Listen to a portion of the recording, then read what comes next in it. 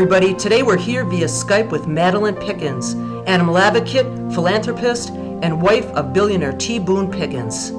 Madeleine, I can't begin to tell you how happy we are to have you on our show. You're an inspiration to so many. We are honored to have you here to share your story and your vision to help save America's Mustangs. Madeleine, before we get to the wild Mustangs, can you please share a little bit about yourself with our viewers?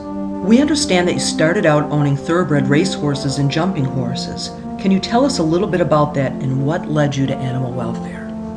I was married to Alan Paulson, and Alan died in the year 2000. And I was very fortunate to really get into the racing business with him as he was starting to get into the business. So it's something that we did together.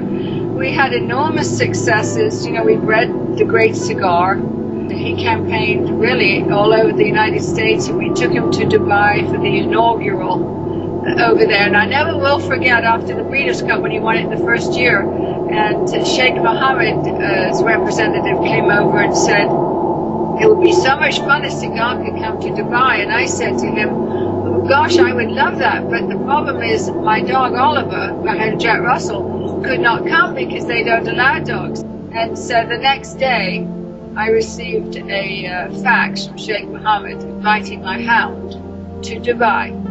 We all left because now Oliver could come on the trip.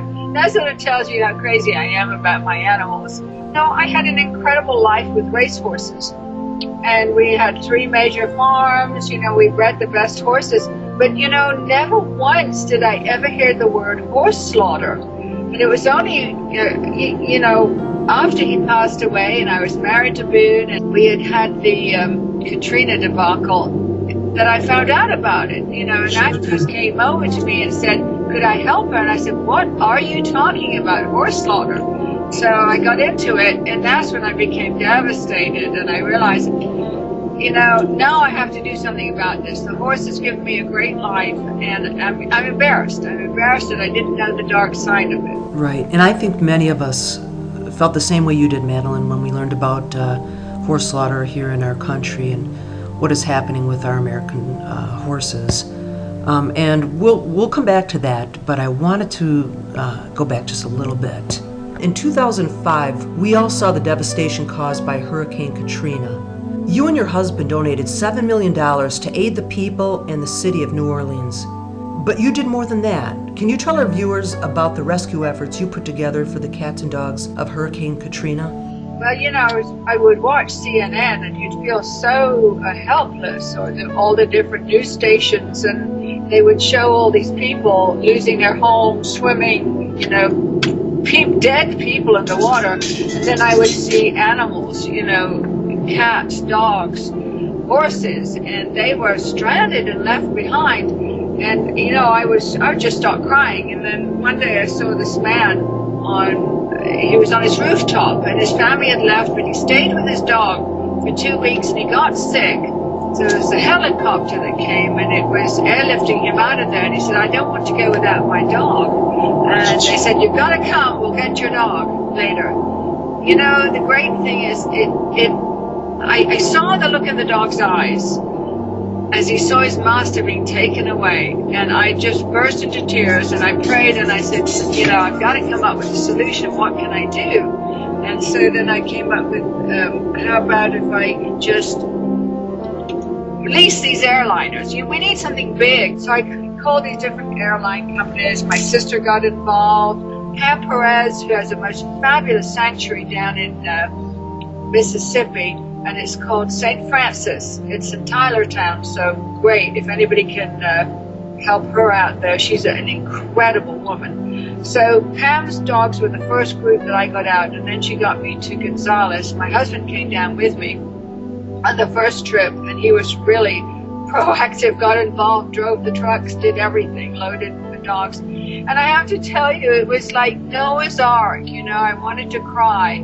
But it was so beautiful to see them all, and they were all so good. You know, they'd been traumatized. It's like they seemed to know something good was going to happen. The only thing I can say is anybody who lost a dog or left a dog behind at least has a dream now, because we evacuated about 800 animals out to California, and somebody in California has them and they have a good home. So, it gives people a dream. But that was a very special time in my life, and I think it changed my life. It was then that I realized what made me happy was being physically involved in rescue.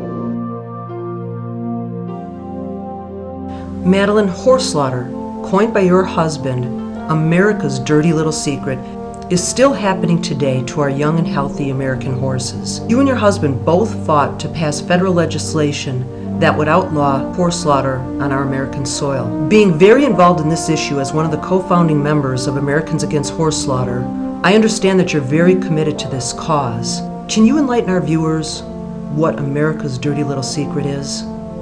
Well, okay, back in 1998, there were slaughterhouses in California, and I didn't know that then either. And there were slaughterhouses in Texas and Illinois. In 1998, they had a referendum in California. At that time, 300,000 horses a year were being slaughtered.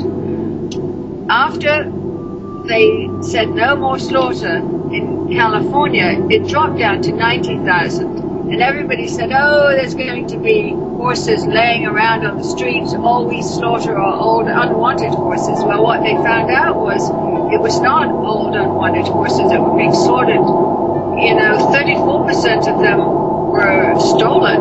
So tell me, where were they? Well, they got absorbed. So then we started to work on the slaughter plants in Texas. And what I found out was that Texas A&M was receiving money for every horse that was slaughtered. Not only Texas A&M, but also the Southwestern cattlemen. So you realize, gosh, now we've got some kind of dark deal going on here. They're receiving money, but they're not doing the work they're supposed to do the research to be sure these horses are not stolen horses. It was a horrible, horrible deal. It got passed because so many people were wonderful and got involved. And together, everybody moved this bill through.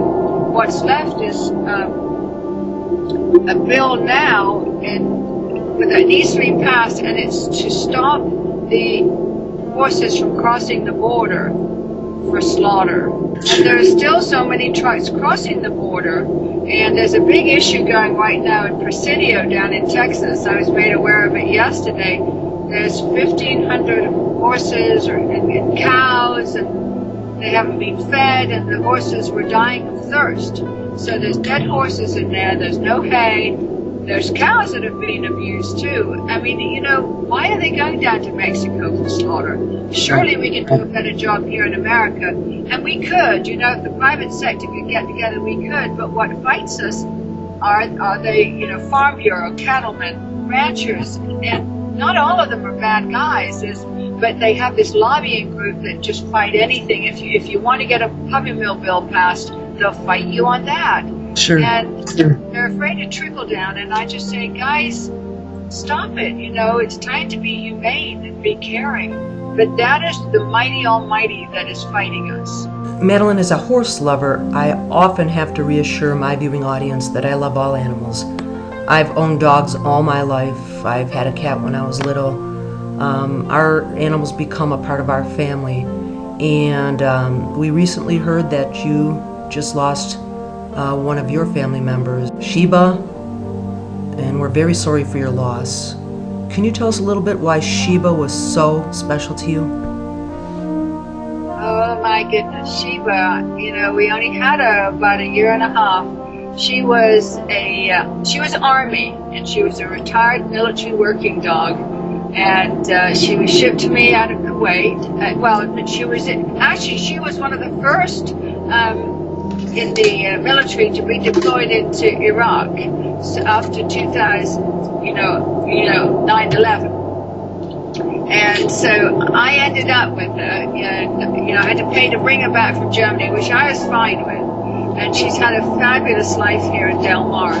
But I felt she died so soon. She only had a year and a half of retirement, but it was a fabulous year and a half. And she has left such an imprint in San Diego. We had a memorial service for her, and it was crowded. We had the color guards. I mean, it was amazing.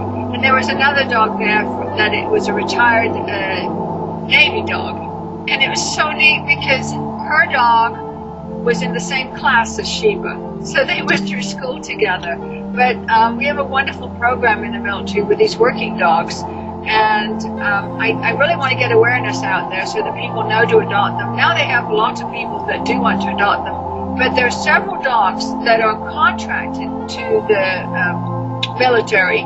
They don't get repatriated. They pay to take them over there, but they don't bring them back. So they do look for families that are able to repatriate these dogs and bring them home. Sheba, in fact, was born in Germany and purchased by the military and brought to the United States as a baby and trained.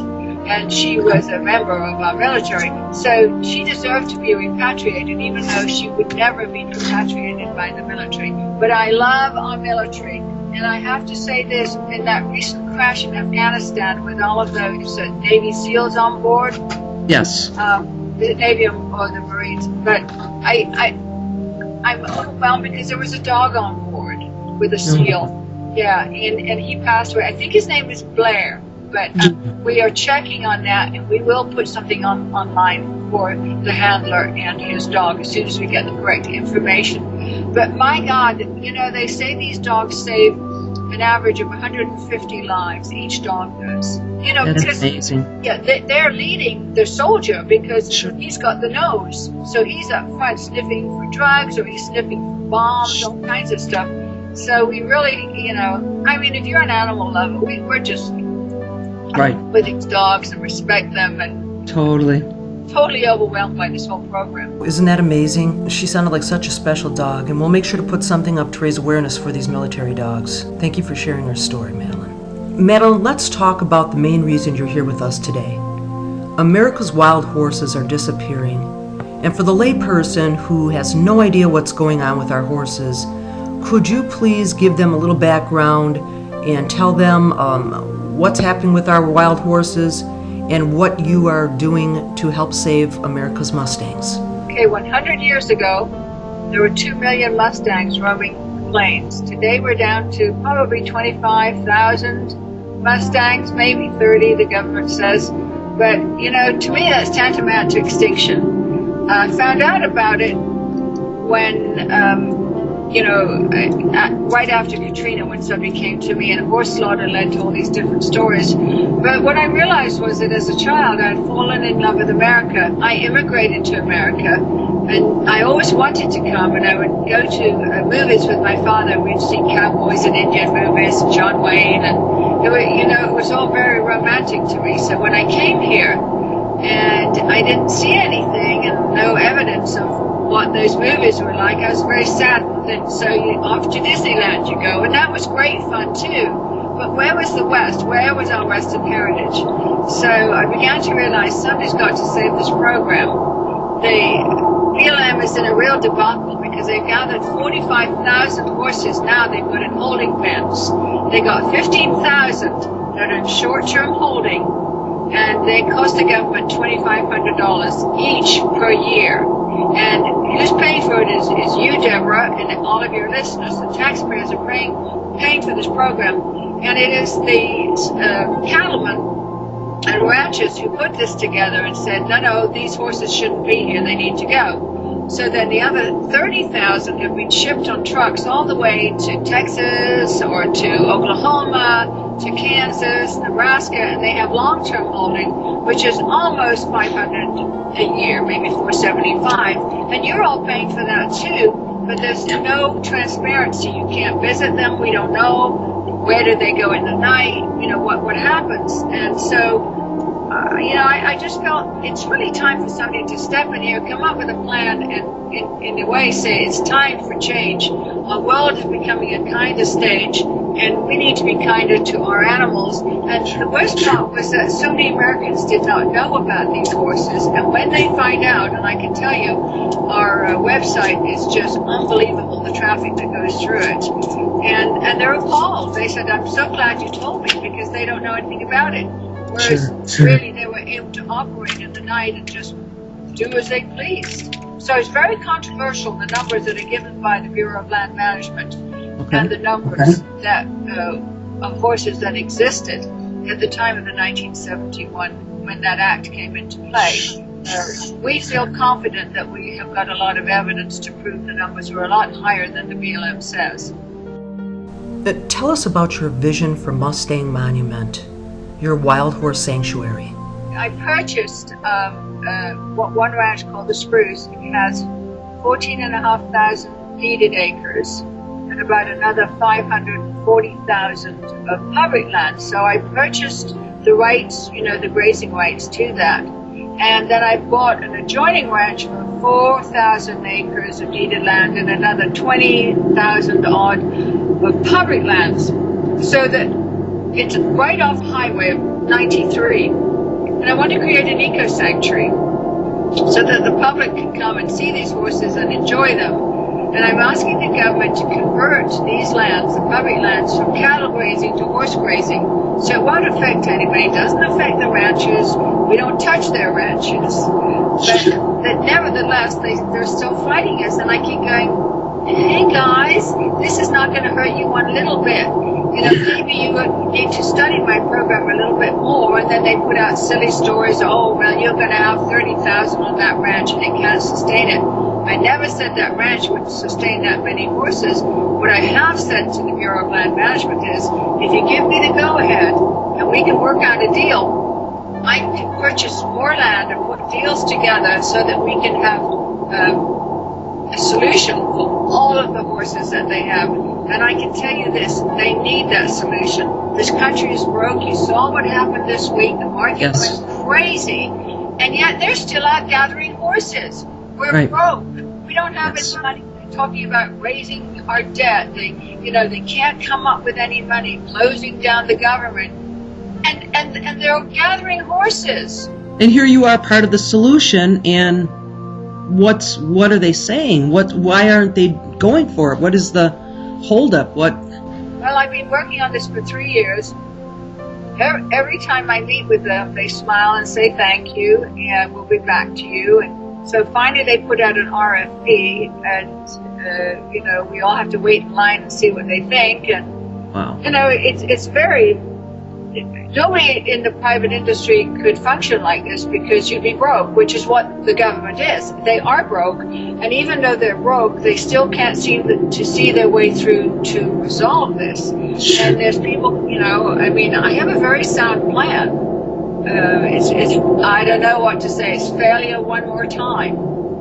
I read about it. It sounds beautiful. It's exactly, it's part of our history. I think kids would love it. I think people would take vacations there and camp there and be educated and would love to go in and learn about their history, their country's history, and this wonderful, beautiful animal. And I don't get it. I don't get why they're not jumping on it. And it just saddens me as well. You've done so much. You are such a hero to these Mustangs.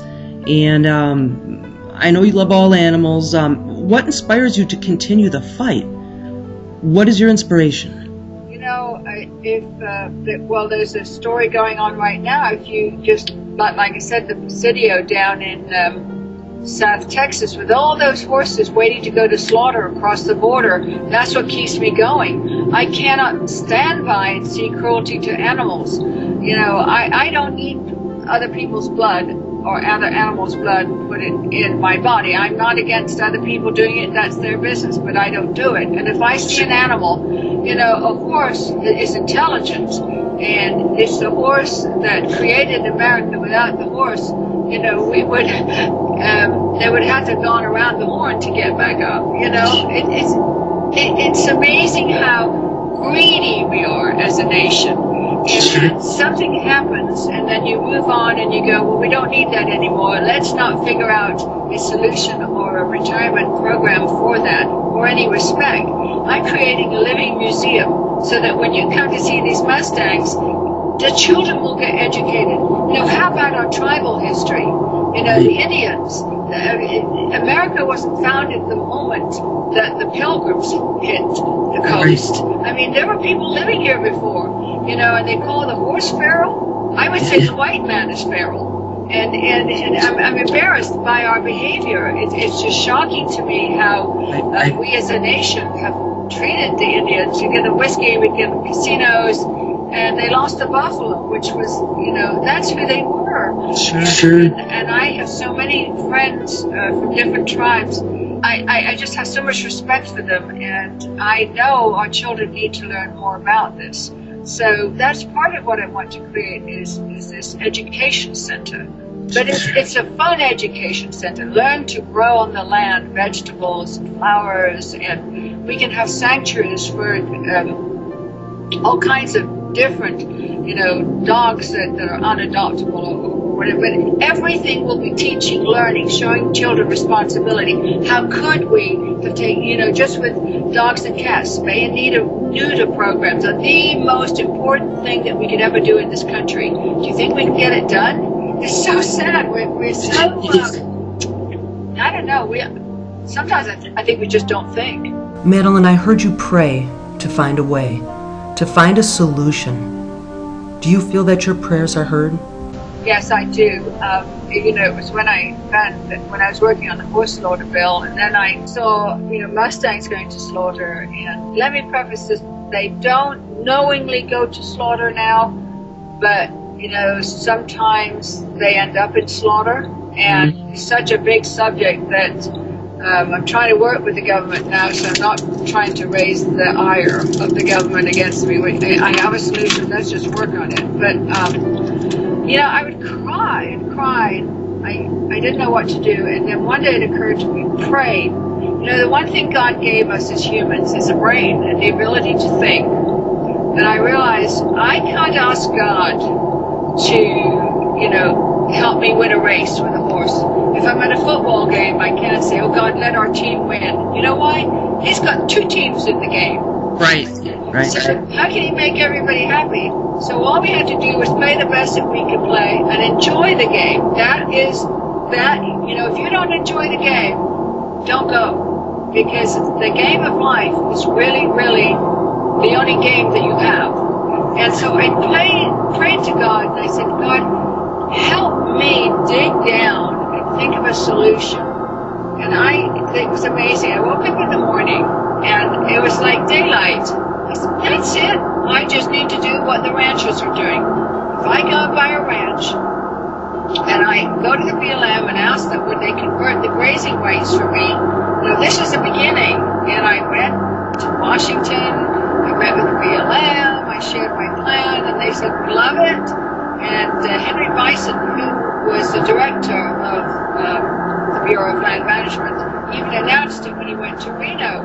And I said, "Henry, I haven't even purchased the land. Now I'm going to have to pay more for my land because people know." So I was a little disappointed, but I was thrilled that they had embraced it. So anyway, I have bought land. Not enough for 30,000 horses, but I promise you I'll get that done if the Bureau would join me together, and say, "Okay, we need to do something. We don't have the money. We need to get out of this and do these horses." So, let me ask you this. With your passion so strong, I often wonder, do you think you chose your path in life, or do you think the Mustangs chose you?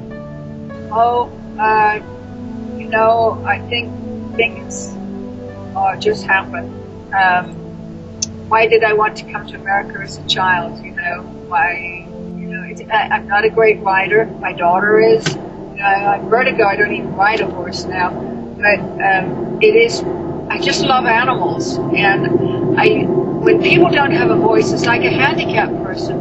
You have to help them. They will give you back the greatest gift. The one thing I've learned in life is that giving is the greatest gift you can give yourself. And I don't know how to share that because I didn't understand it for a long time. I had to survive, And so I was so busy working, I didn't have family or anything. And I realized I should have started this journey a long time ago because it's very, very fulfilling. Is it frustrating? Yes. But we're making headway. And grassroots, when we all pull together, we have a big voice. So it's important that people stick together.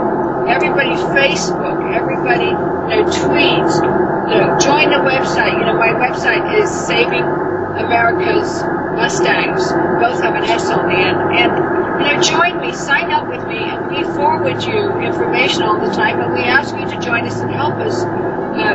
Usually pressing a button and letting your congressman know, or sending a letter to Abby, or, whoever. But it works. Don't for 1 minute think that your ding on that button wasn't effective. It was big time effective. Yes. And that's what probably my last question to you is, how can our viewers help the cause? Where can they find the video message you put together to Oprah to help spread that to the masses even more? Yeah, that is on my website. Okay. Yeah. It was sad because we got up to 15,000, and then all of a sudden some obscure group from England came in and said, "Oh, you can't play that music, it's ours." And we thought we had registered everything, and there was one tiny thing. So it was taken off. We had to start again. So we lost momentum with it, but it's starting up again. But go to my website. You'll see the rescue of the 500 odd horses that I rescued from the Paiute Nation. And you'll see them being free on the land. And they've all gained 150 pounds. I mean, they look incredible. That's wonderful. And they come right up to the house. Now, at first they were skittish because they didn't know who was going to hurt them next. But now they've really become attached, and it's beautiful. I have a creek that runs by the house, so they come down to the creek and drink. It is pure heaven. Wow, I bet. Is there anything else you'd like our viewers to know, or is there anything else you'd like to say? Sure. I come under the jurisdiction of the County of Elko, Nevada, ELKO. There's a lot of people there that love what we're doing, but it's sort of the heart of the cattlemen's district.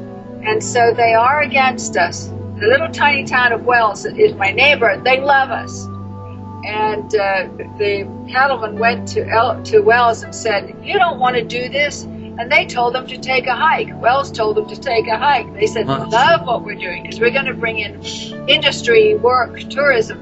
So anytime anybody has a chance to say something about Elko, encourage them. Say, "You know what? This may make you look really good." See, they have mining up there, so they don't have a real problem as far as employment. Wells does, but, it's really amazing how when people stick together, this works. Send kind messages to Elko and saying, "We love the idea that Mustang Monument is coming. Hurry up and make it happen." Madeleine, thank you so much for your time. We admire you. You're a mentor for so many people who love animals. Your passion is uncontested, and I can't tell you enough personally how I thank you from the bottom of my heart for doing this interview.